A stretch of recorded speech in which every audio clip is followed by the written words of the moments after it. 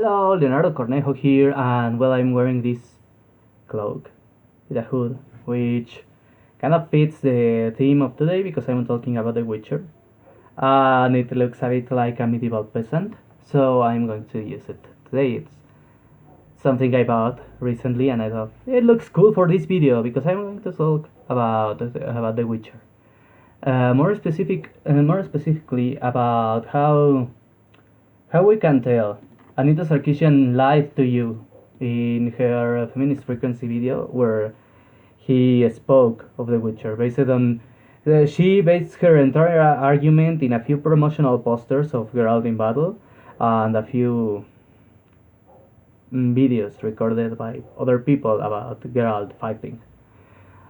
I'm going to talk about that, about how she lied when she said Geralt and the extension male characters in The Witcher in general. And she said that male characters in the series were like that. He's a man with a. She says he's a man with a stunted emotional growth. I want to talk about this from my experience after playing The Witcher 3, after playing the entire series, but with the third game fresh in my memory, and prove it wrong, and also talk about how the series itself constantly lies to you about or more like you see the series itself in that setting. People constantly spread the lie about the Witchers having no emotions, and you see them having emotions, and you see it is a lie. In the game, it is shown that it is a lie, and people who really know about it know it is a lie. Only the most ignorant or stupid people in the entire series actually believe the lie. And it is a lie. Witchers do have emotion. One of the examples is, and there will be spoilers. You must be warned because I know even after how much? 5 years? After about 5 years, give or take one or two, uh, of of the series being complete, people will still be mad about the spoilers. And well, I don't care. I actually like spoilers, but there are many people who get a bit too emotional about them. And I want to warn them there will be spoilers. Literally spoilers of the ending of the game. Because in the ending of the game, in one of the endings, the tragic ending, which I avoided. Well, I did see it.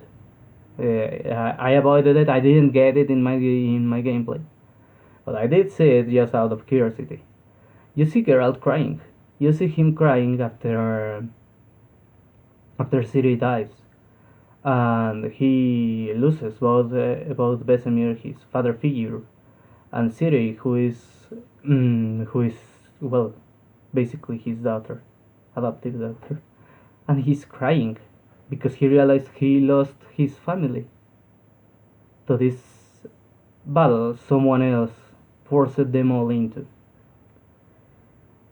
You see him sad, you see him happy, you see him celebrating with his friends, you see him drinking with Dandelion and smiling, you see him right before the last battle, he's celebrating with Eskel and Lambert drinking and joking and getting drunk until they start they start mocking Vesemir and all that stuff, and they start fooling around all drunk and doing stupid things. You have an entire mission of them being drunk, and you see them showing emotion. You see them happy, you see them sad, you see them angry, and Anita Sarkeesian says all they feel is anger, and that's not true. But why does she say that? Well, because they are not crybabies.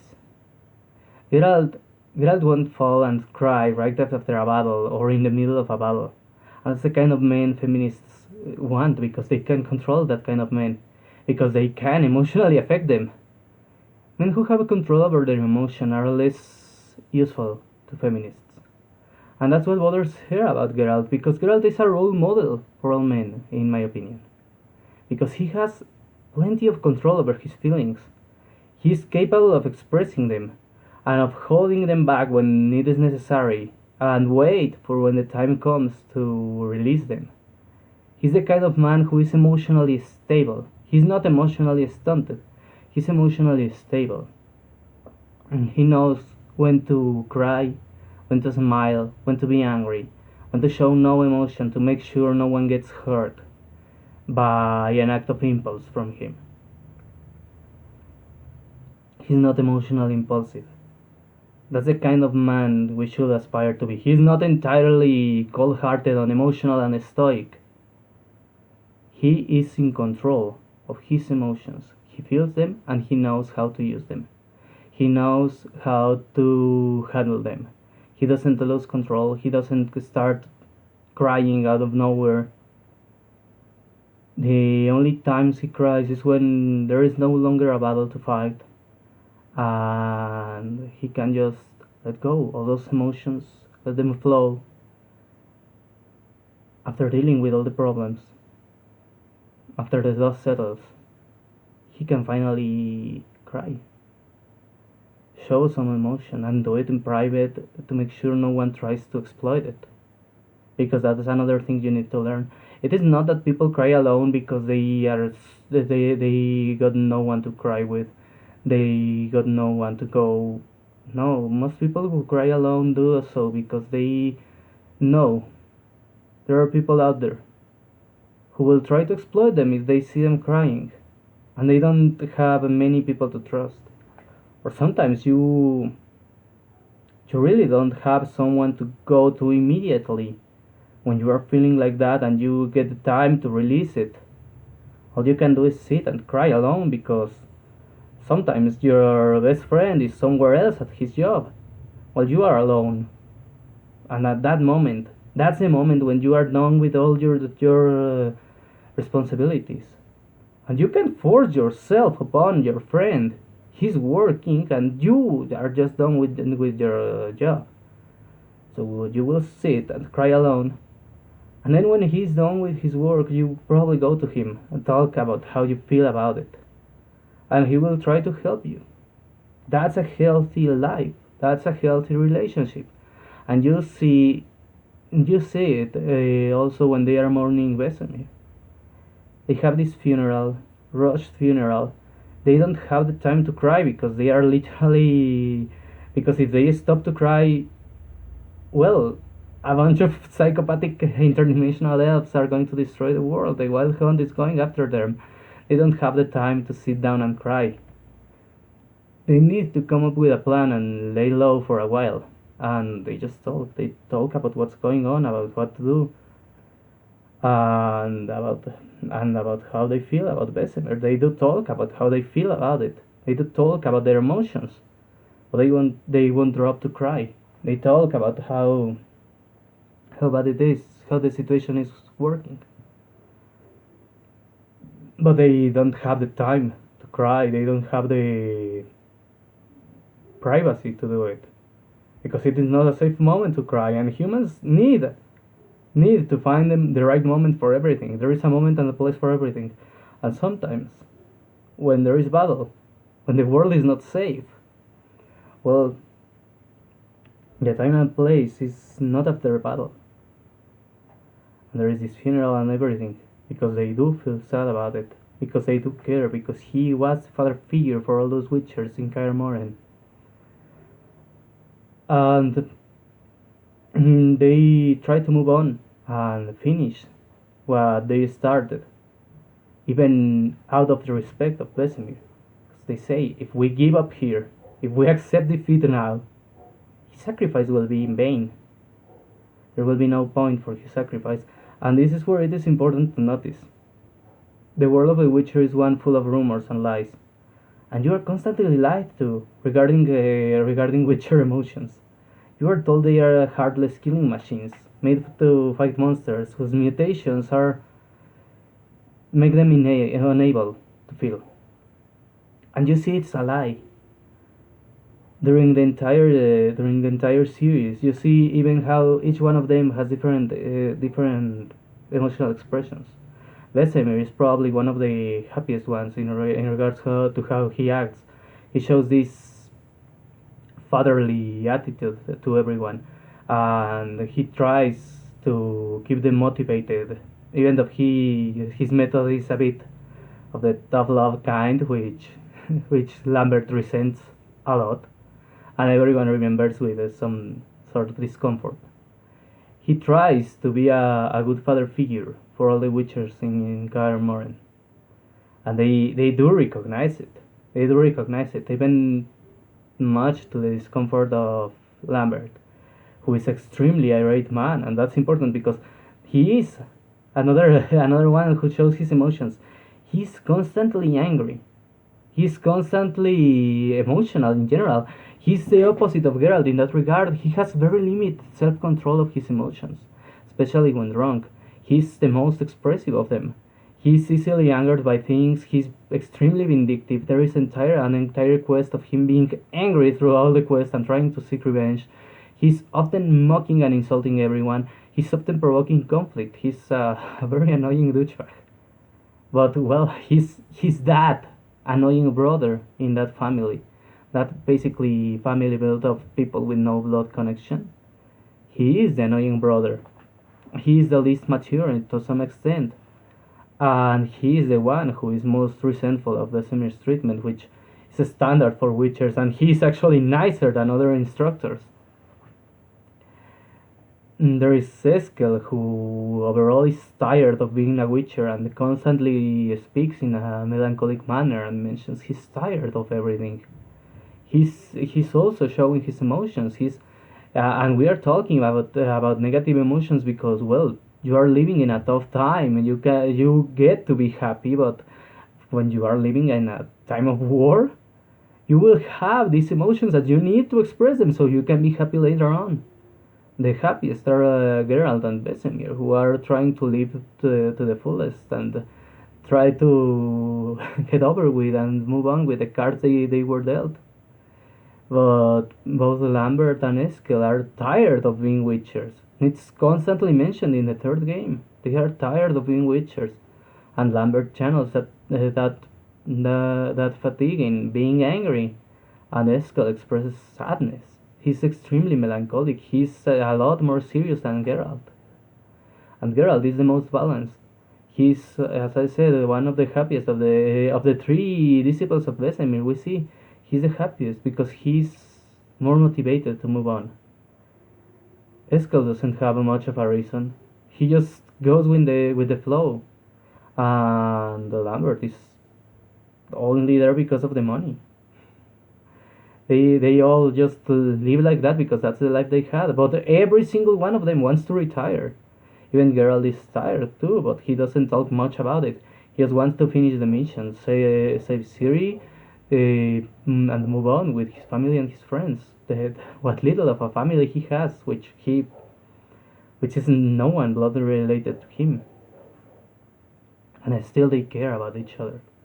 There is no blood connection, but they are a family. They care for each other. They have emotions. They have feelings. Both Anita Sarkeesian and the myth of the unemotional Witchers are the people spreading it. They are liars.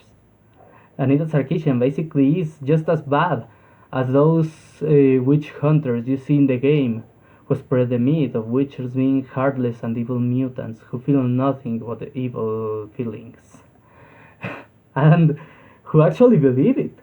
Geralt actually exploits that. He manages. There is this part where he tries to infiltrate the witch hunters to find some leads on Dandelion, and you are given the choice, of course. I mean, the game gives you the choice of being extremely emotional and basically just storming the place the moment they insult Triss for the first time. But if you manage to keep the character in control, well, everything goes to shit eventually, and she kills the guys. I mean, you don't really need a, she was right when she said she didn't need help to kill them. But through all that part, she's being tortured, and Geralt remains in control, and the witch hunter points out the fact that witchers do not have emotions. But you can see in the options that Geralt has you could say you are his inner monologue, and Geralt has this substuff. This guy is despicable, and as I said, I went through all of it. I went through all of it until the breaking point, and the Triss kills everyone. and Geralt goes to her and he shows empathy. That's very important because she even says she's sorry for killing the guy they were supposed to interrogate, and he's like, "No, it's fine. What they did to you, it's fine. It's entirely understandable." He's capable of empathy. He's capable of love. He's capable of being happy. He's capable of showing all the normal human emotions. But he's emotionally stable. He's capable of holding them when it is necessary and wait for them when everything is done to express them. He's capable of holding onto his emotions to solve high risk situations, and it comes from that. It is not his mutations, it is not an stunted growth. It's experience, it's age, it's practice. It's because he's more stable than Lambert. Lambert is a fucking idiot. But I like him. He's a likable idiot. No joke. He's a likable asshole. But Geralt, he's in control of his emotions. He knows when to express them because he has been through all these things, all these challenges. His life has been in danger. He has seen people suffer. He has faced the necessity of fighting people to survive. Sometimes they are not bad people, but there are plenty of bad people he needed to even kill to survive, and people who deserve punishment, and he got no choice but to let them go because killing them would be much worse for the overall environment, for the overall society, because that will cause a power vacuum. And actually, you get the chance in the game to kill a few of them and see that power vacuum take place. You get to see all these emotions in one character. He's a very complete character. In fact, he's one of the characters who inspired Zenith in that regard. I wanted him to be like a more playful version of Geralt. The other characters is Eddie Riggs from Brutal Legend. So he has also this irreverent, playful side, but he's very inspired in Geralt because I wanted a character who was emotionally stable, who won't fall into crying. And there is actually a part in Steel and Flame where I didn't play The Witcher 3 at that time, but they face a situation similar to the death of Vesemir. Very similar. I was surprised when I was completing the Witcher 3 and I was like, damn, this is similar. I love it. I'm glad I managed to pull something similar, even if it is not better and it is not nearly as good. It is similar, and that I am pleased. I am pleased. I wrote something I like because that's the kind of character who is not done with the mission, and he knows the morning goes later.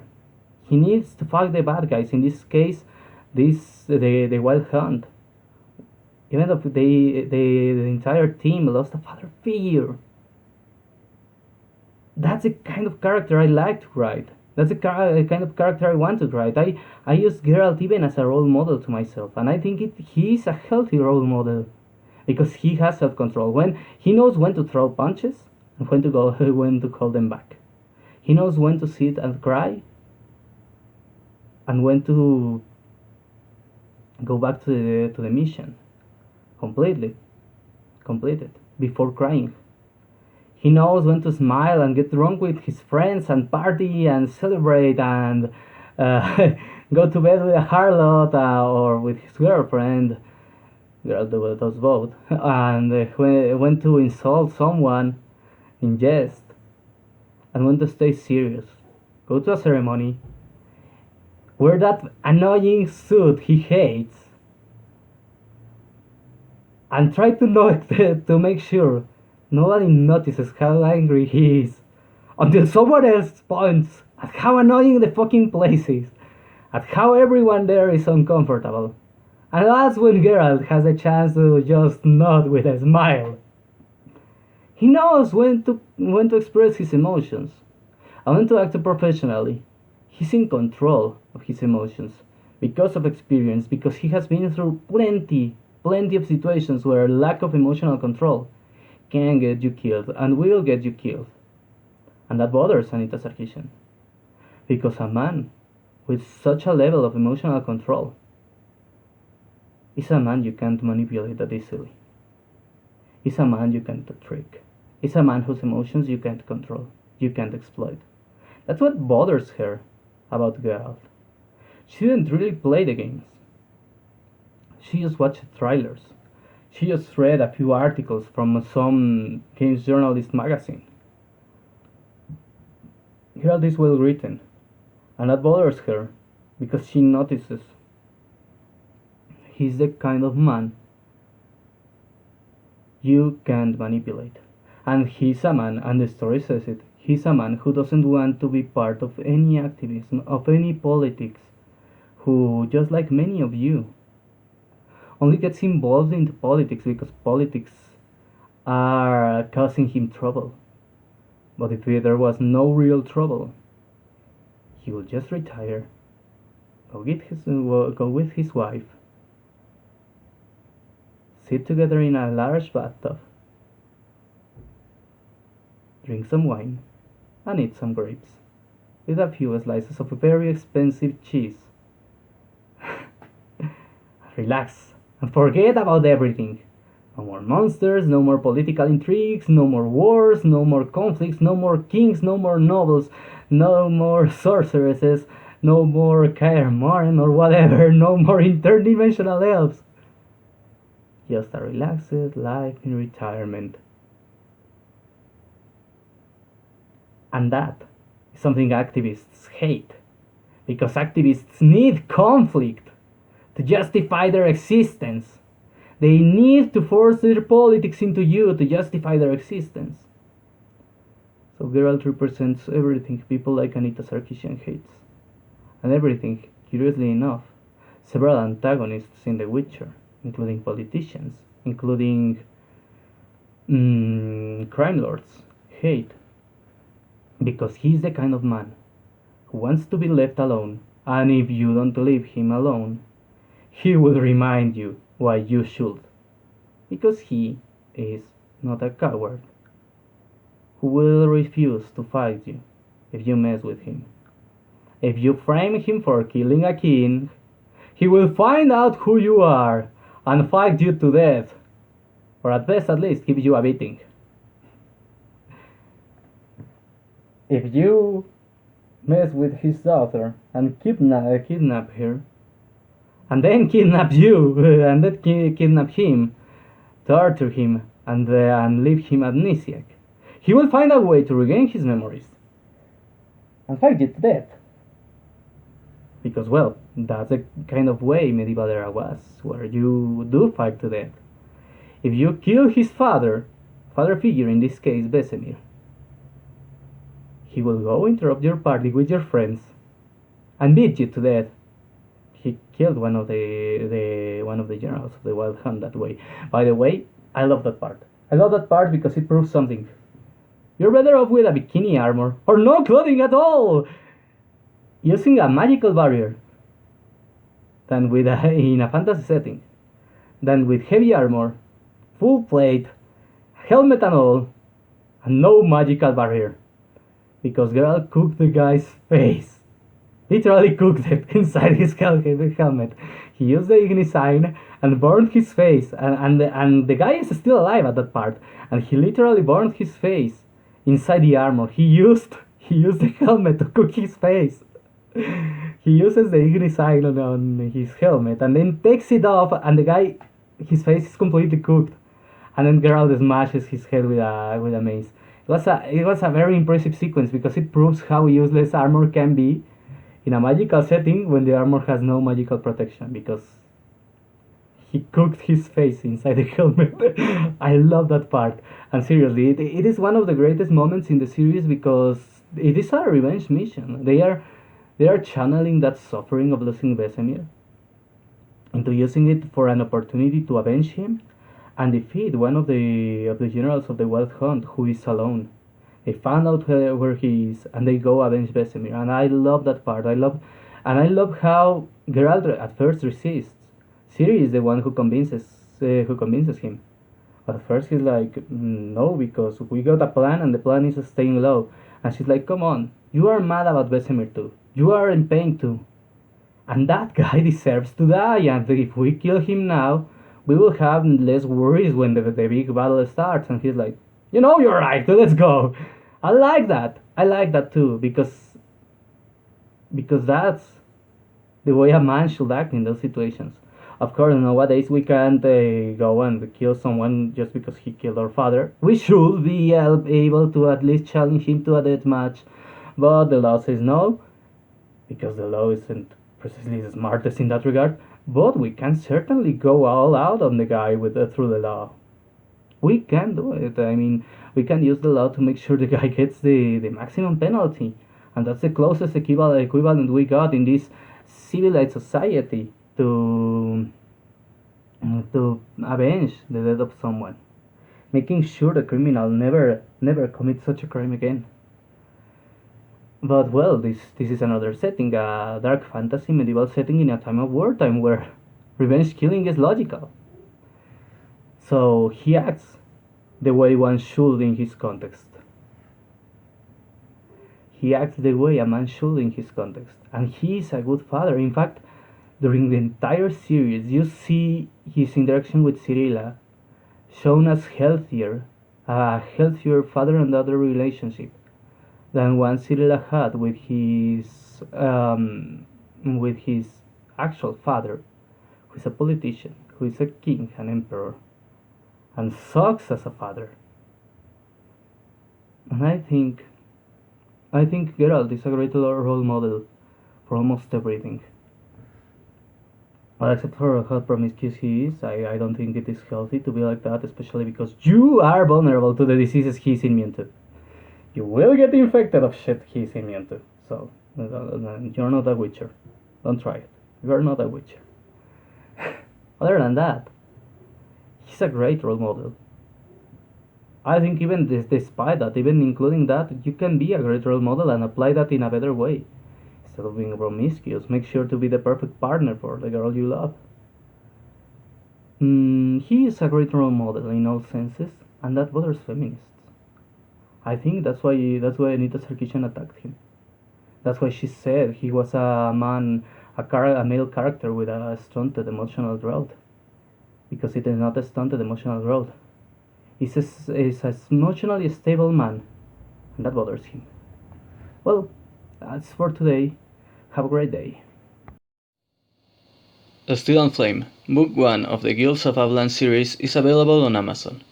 If you like fluffy wolf lolly protagonists and Japanese light novels, follow the link below to check it out.